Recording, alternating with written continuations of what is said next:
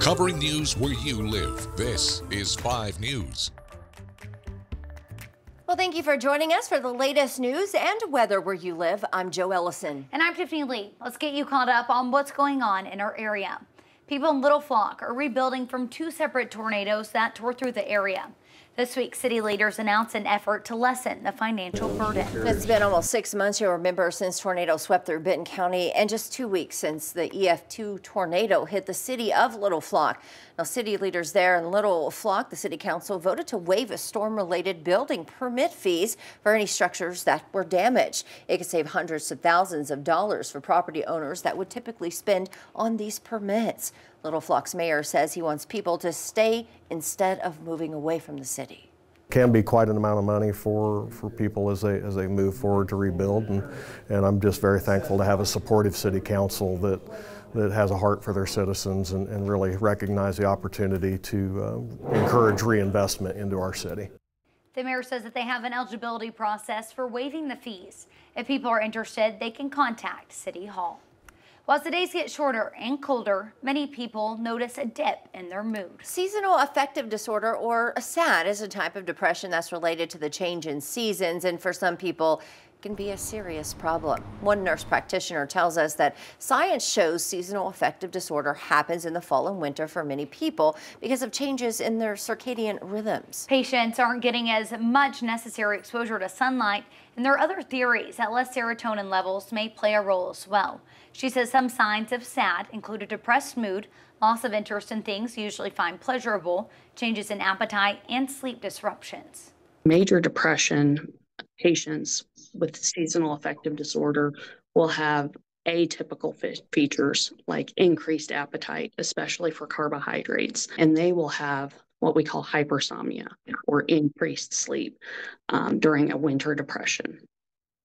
And this is for at least 2 weeks. So it isn't just like 2 days, it's not like you're sleeping in on a Saturday. We're talking about at least a 2-week period. Well, if you're having any of these symptoms, they recommend for 2 weeks or more, it's a good idea to see a doctor. She says some natural ways to alleviate symptoms of SAD include getting outside every day and being more active. All right, we'll get back to more news for you in just a minute, but first let's check in with Zach for today's weather. Good morning.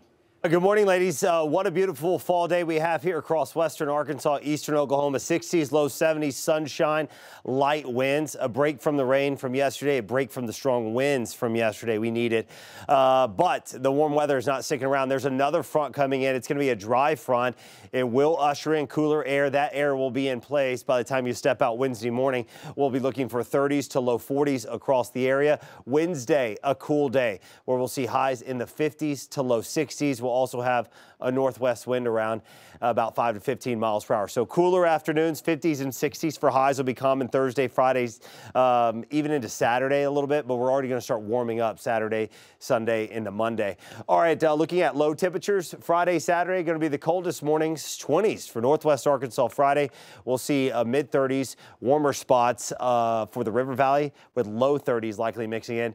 Could even see a light freeze in spots of the River Valley. Certainly going to see some patchy frost, ladies.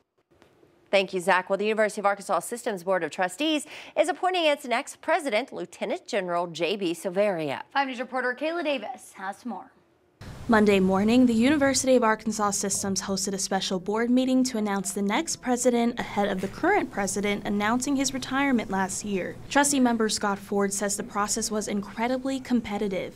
And we had dozens of people go through that process. And I got to interview a ton of people, go through the resumes and each of the job career moves of these people. And we ended up with a great small group at the end. And ultimately chose General Silveria. Lieutenant General retired Jay Silveria serves as Associate Vice President and Executive Director of Texas A&M University and the Bush School of Government and Public Service in Washington, D.C., and is the former superintendent of the U.S. Air Force Academy in Colorado Springs, Colorado.